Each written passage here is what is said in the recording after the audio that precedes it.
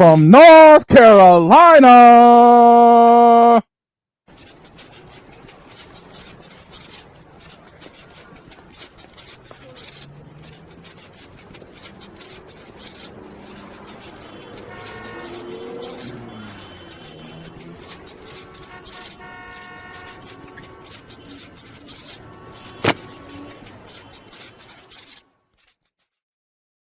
Jay Spivey joins us from North Carolina this morning. How are you, my friend? Good morning, gentlemen. Where do you want to start? Dealer's choice. Where do you want to start? Oh, it's up to you. You're the host of the show. You tell me. Okay. I'll talk about whatever you want to talk about. Okay. Then I will go there. Who came up with the idea of this NBA Cup stuff and why are they doing it? It's called dollar bills, y'all. And the fact that nobody cares about the NBA until Christmas Day, that's why. They want to put eyeballs on while the NFL's in control, and that's the only way to do it. Mm-hmm. And yet But again, the do people ratings. really watch this stuff? They think people are. If you I'm remember not. last year, they made such a big deal who's in the championship. How'd that work out for those two teams? I mean, look at the ratings Lakers of the and NBA Pacers, who Cup. cares? Look at the ratings that the NBA Cup gets. It's about as bad as the NASCAR playoff system. Well, that's what I'm saying. Nobody cares about the NBA until Christmas Day. Mm-hmm. And this year, I'm going to see. It's going to be interesting to see how the ratings are with the NFL going head to head with it.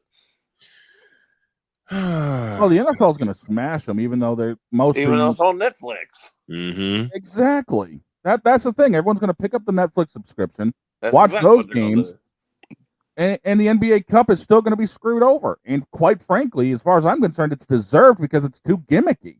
It really is. And those stupid floors. Oh my gosh. The only thing to come out of it are the uniforms, and even most of those are complete trash. Well, not even just that, not even the NBA Cup, but the whole regular season. I mean, it seems like every team has 20 different uniforms now. Yes. I mean, I get it's marketing, but you got to stick to it. Even if you're looking at a general regular season game, they always have a different floor. Yep. You're not wrong. Well, now it started with different uniforms, and now they've gone to the different floors, and I'm confused. The NBA Cup floors are hideous. Oh, dear to say God. the least. They are. They're ugly. To kind of go along that, my former high school, where I went to high school, has gone to what they call the blacktop. They painted it black, and it looks horrible, and they think it's great. The entire floor is I hate to say it, but these floors look like something you'd find in NBA 2K. Oh, it's awful. It's awful. They painted it black? The entire floor is black. The only demarcations are for all the different basketball lines and all the volleyball lines. It's hideous, and they think it's wonderful. They paint it. So they think they're playing on pavement. Where is this? Have I been there? Where is this? It's in Winston. I won't say the high school, but it's in Winston-Salem. I think I know where it is.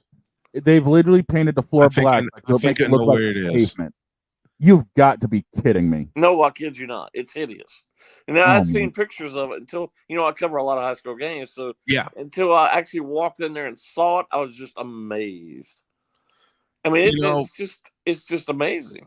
Whitney Young did the same thing for their floor. Instead of it painted black, they painted it blue the last time I was there.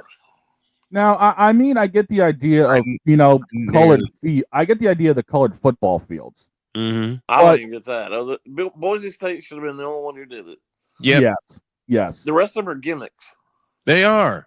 These NBA Cup floors are so gimmicky. They're hideous. And I mean, the fact that they've even got LEDs in the floors now. Oh. What type of BS, dude? But they want to talk about they don't have any money. Where are these LEDs in the floor, Shane? From what I'm understanding, and it's only a couple of teams that are utilizing them, quote unquote. It's actually to mark where the 3-point lines are and, to show off where the shots are being taken. Oh, jeez. Come on. I mean, the free throw lanes have the NBA Cup design. Well, the whole cup is on the floor basically now. Yeah, it is. I'm looking at some of these floor surfaces right now. I am appalled at what the Celtics did. I mean, leave the parquet floor alone, will you please? I'm appalled what the Lakers. I mean, sorry, not the Lakers. The Celtics do with their uniforms. The Celtics have don't even get iconic me started uniforms, on and how they want to bad ruin those them all are. the time. Don't get me started on how bad. Red Auerbach is rolling over in his grave with seeing these uniforms. He Yeah, trot he out half the is. time. Yeah, he is. So many of And the how many classic, of our listeners here know who Red Auerbach is? not just I certainly know Auerbach, who dude, he but is. I can guarantee you, Parrish is rolling over in his grave Oh, right now. yes. Casey So Jones, many- Dennis Johnson. I mean, in what concept is that uniform a good idea? Because we really don't have black in our color scheme. Mm-mm. Well, It looks like something you'd find on a JV squad. I could go along with that. Well, it was just about every sports team in the country. Yeah. They want to trot out black with all their uniforms, and they don't have black anywhere near their team colors. I'm looking at the surface floor for the Brooklyn Mess. Ew. Wow. Wow. You want to see one worse? You want to see one worse? Look at the Houston Rockets. Oh no. Oh God. I'm seeing some of these floors now. I'm seeing the design they put in the floor. Seeing the one for Cleveland. I saw the one for Dallas. That's hideous.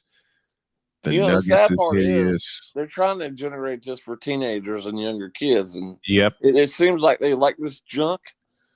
But not everything in this world is about kids. This is something you would. These floors are again something you'd find in the NBA 2K game. You want to see a floor that's hideous? I submit to you the Detroit Pistons. I saw that.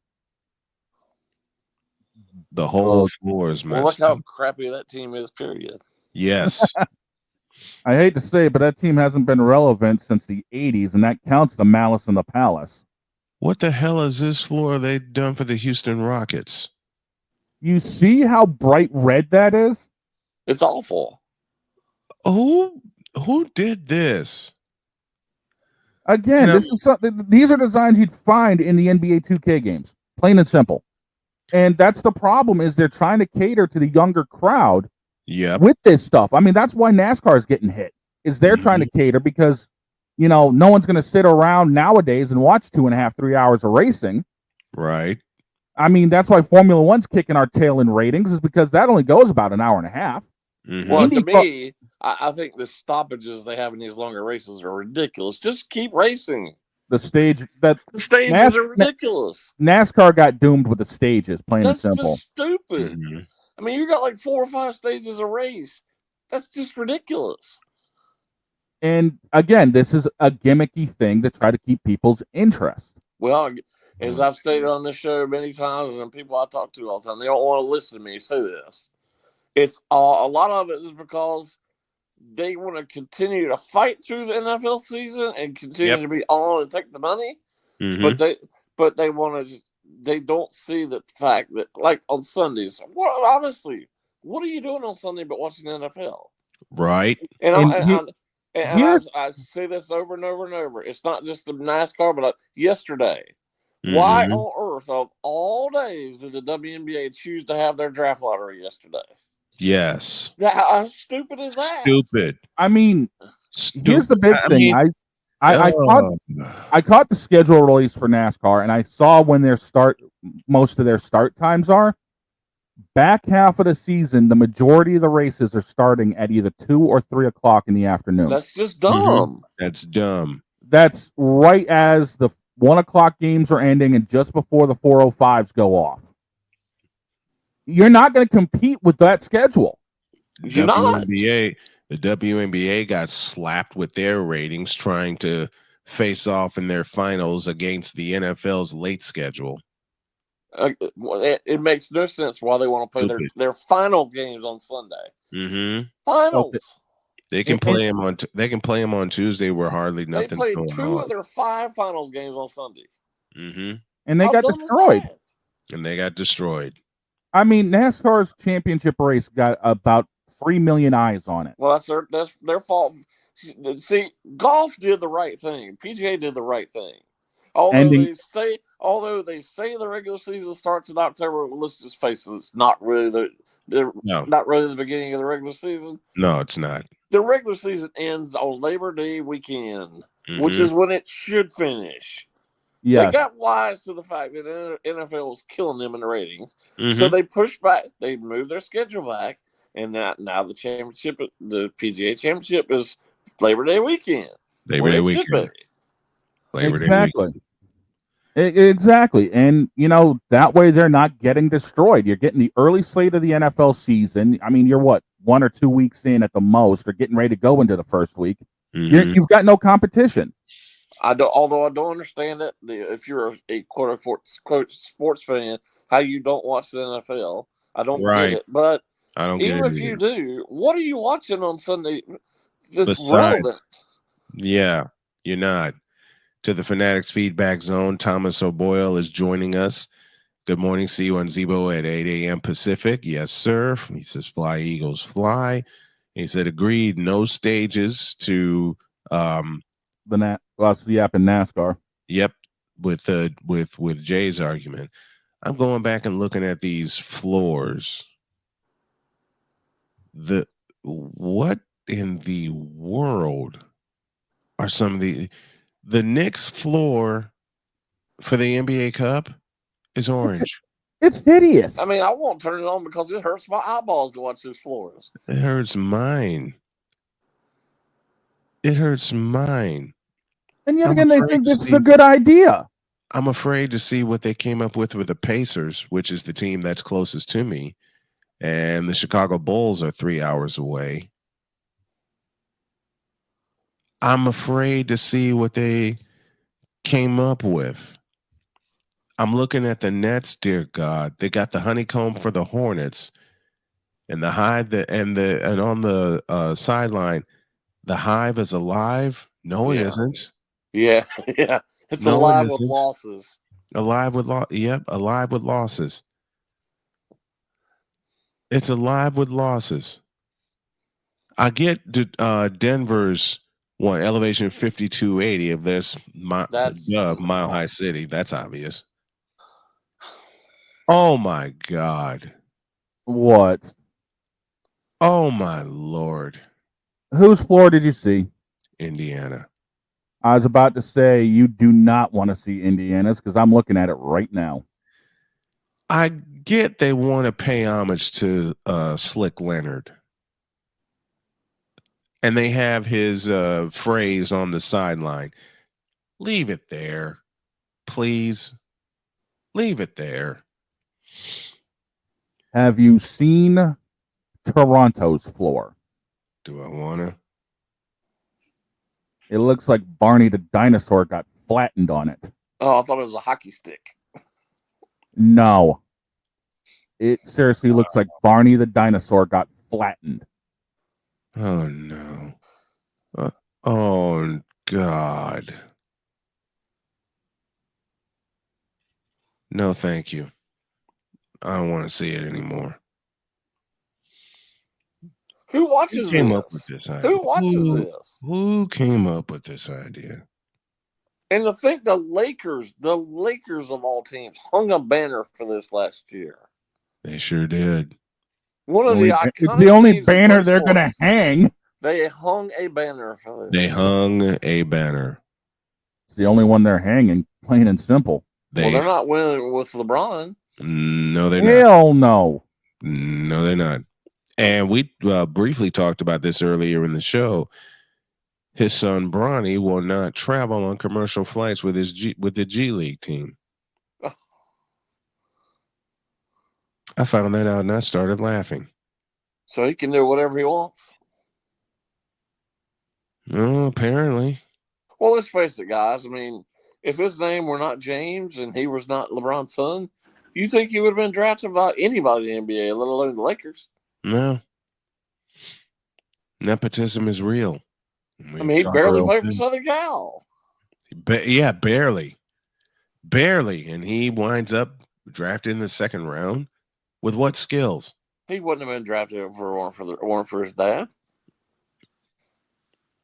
I mean, I'll say it again, with what skills? And I'm tired of hearing about him, frankly.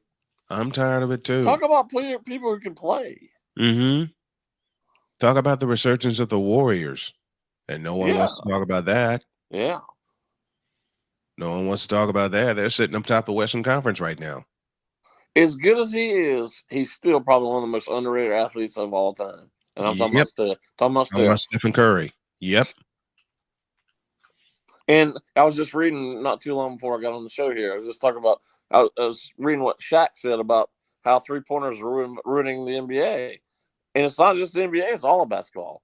Everybody thinks they can be Steph Curry and shoot threes. Not everybody can shoot like Steph Curry. Mm-mm.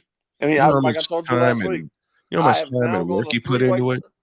I've now been going to 3 Wake Forest home games. It's just been hard to watch because they jack up 30 or 40 three-point attempts a night.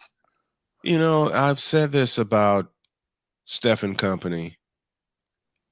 I said that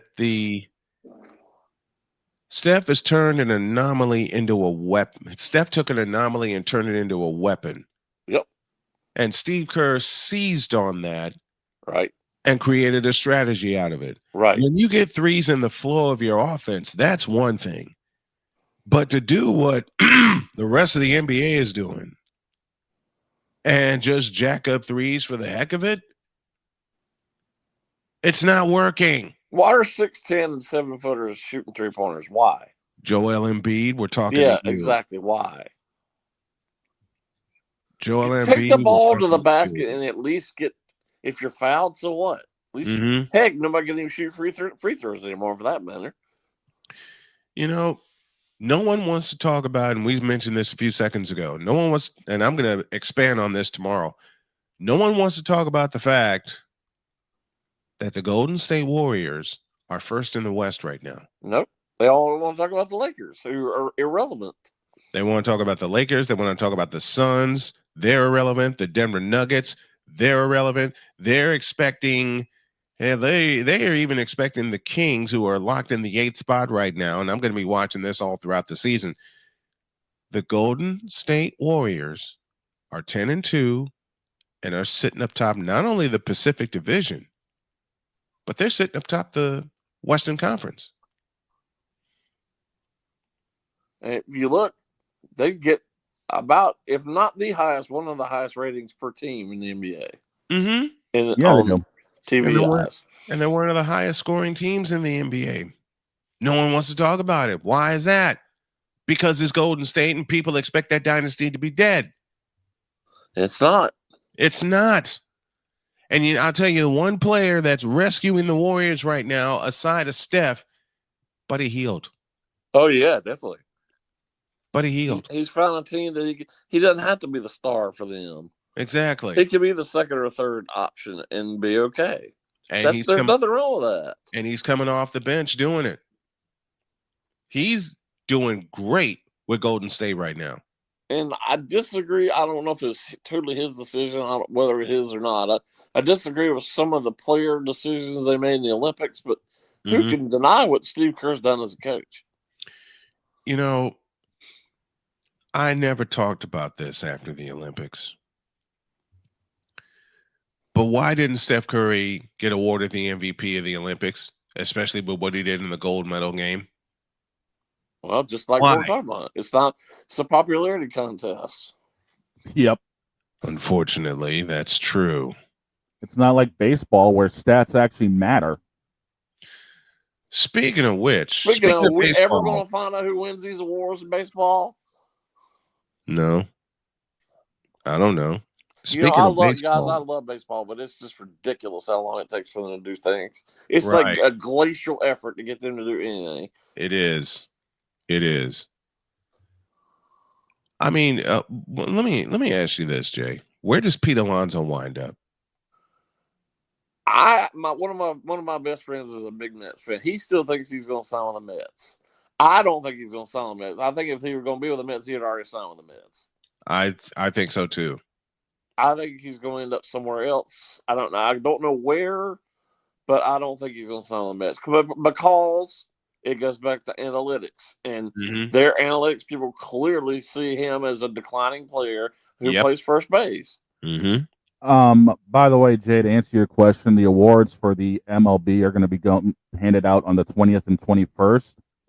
We do have the finalists who were announced for MVP for both leagues and Cy Young for both leagues. All right. I understand that, and I appreciate that. But what other sport does it well after the season's over? None And of them. It's usually right after. I know they want to keep people involved with the sport. I get that. But we're well after the World Series before any of these major awards are being announced. I mean, we're 3 or 4 weeks out now. Mm-hmm. Right after the Dodgers beat up the Yankees. I mean, I understand they want people to keep it, and especially with hot stove coming up and the winter meetings and all that other stuff coming up. I get that, but don't wait till 3 or 4 weeks after the World Series to announce your MVP and Cy Young. Mm-hmm. One football note that just came down: Daniel Jones has been benched. I saw that. Yes. Mm-hmm. But if you read between the lines, you see one of the reasons why. Mm-hmm. It says if he were hurt in the second half of the season, they would owe him $25 million next year. Exactly. So you knew it had something to do other than with his just his play. Just his play. Yep. And I think the game I saw Daniel Jones, which was Duke against Northern Illinois, in the Quick Lane Bowl in Detroit. And yes, I saw that one live. I actually was impressed with Daniel Jones, but then he got drafted by the Giants, and it's let's just say it plainly, it's gone to hell. Yep. Well, the other thing, I mean, with him, I know that he just signed a contract, and it doesn't really mean anything in the NFL, but where are they going to go? If they cut him, where are they going to go? Because this draft is not exactly full of quarterbacks this year. Mm-mm. So where are they going to go? Not. When are we going to have a quarterback class again? When are we going to have that? Well, I told you it's the worst coach position in football. It is. And even with the guys who were drafted this past year, look, some of them are playing horribly. Mm-hmm. Not our fault. New England can't protect Drake May. Yeah, I think he's eventually going to be a pretty good player. I think so too. It's just a matter that they didn't get him. They didn't start him this year. I mean, he deserved to be started and not sit behind Jacoby. If you look, I think your two best rookie quarterbacks right now are probably Jaden Daniels and Bo Nix. Mm-hmm. Bo Nix is really playing well. And Nix has come on lately, especially with what the Broncos did to the Falcons yesterday. I mean, the Broncos are really playing well. Mm-hmm. College football will finish off this discussion. And what do you think next week or this coming weekend, Jay, is the game of the week? Well, before I get to that, and then thanks for asking. But you just mentioned Northern Illinois. Yes. The fact that Notre Dame lost to them should be a disqualifier. However, they're what are they, fifth now, or eighth, or whatever it is? Yep. They shouldn't even be anywhere near that high. They should. You know what? You're right, because they lost to Northern Illinois at home. If you look at Notre Dame's schedule, it is terrible. Notre Dame is currently He's sitting not playing at anybody this year. Mm-hmm. They didn't. Who did they play? What do we often say on the program, gentlemen? Who did they play? The best team they played all year is Texas A&M. Texas A&M. Yeah, they got Army. They got Army at Yankee Stadium this week, and they got Southern Cal next week. Mm-hmm. Neither of which are that great. Right. Like I said, Notre Dame's currently sitting at number 6 in the polls. If they were any other team and played the schedule they played and lost to Northern Illinois, they wouldn't even be in this conversation. They would not be in the conversation. But I still hear people. One of my best friends, who I was just talking about as a Mets fan, a lot of New Yorkers glom on Notre Dame. He's one of those guys. He vows and protects them, says they're great and this and that. No, they're not. Nope. I haven't seen. I'm really serious about this. I told him a couple weeks ago. I said there are 25 teams who can beat Notre Dame, and he just laughed and laughed and laughed. I said, and I'm a big college football fan. He's not really. He just glums on Notre Dame. Yes, I really do believe there are 25 teams who can beat Notre Dame pretty easily. I believe so too. Oh, easily. I believe so too. the one game where I think the only team covered. they're just the SEC, which I follow religiously, even though I don't have a team in the fight. Mm-hmm. I really believe outside of maybe, I know Vanderbilt's had a really good year, but I don't think they can beat Notre Dame on a consistent basis. Man, Mississippi State has been horrible this year. Yeah, but outside of them, everybody else is really good. Mm-hmm. And they all can beat Notre Dame. And then you look at the Big Ten; there are very few bad teams. Does Indiana have a chance in Columbus? I certainly hope so. I would love for them to beat Ohio State. I'd love for Indiana. My wife's a graduate of Indiana, and I promised her I'd cover that game this coming weekend. I would love for Indiana to spring the upset of the year and beat them in Columbus. I hope he stays there. I know they just signed a contract extension Mm-hmm. for a lot of money, but I still don't believe he's going to end up his coaching career there. Yeah. I don't believe Signetti's ever going to. He can talk a big game all he wants. If somebody offers him, $10 or $12 million, or heck, even an NFL job, can't tell me he's going to stay in Indiana. Yeah. Well, that's Jay Spivey in our Spivey Notes, joining us here this morning as he does every Monday. Thank you very much, sir. We love you very much. Great insight. We'll see you next Monday. Thanks, guys. Have a good week. Yep.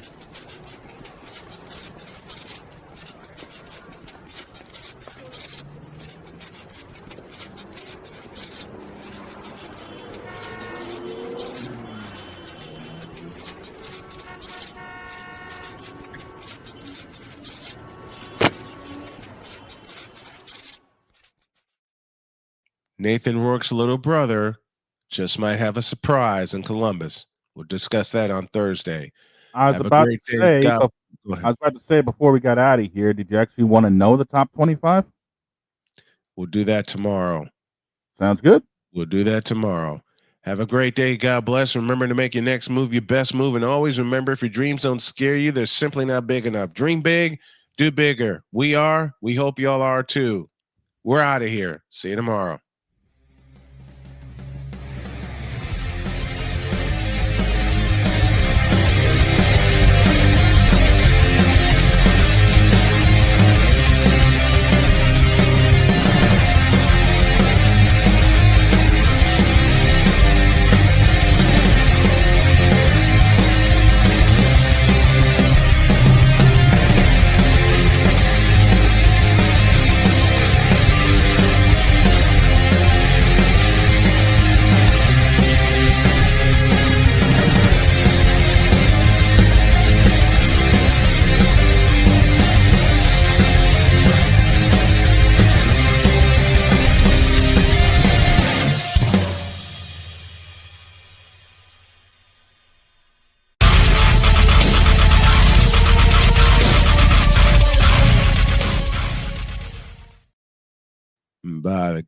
By the way, Caleb Williams, you suck. Oh, God, Commish. Come on. Oh, by the way, not only does Caleb Williams suck, but Joel Embiid, you suck too. Bye.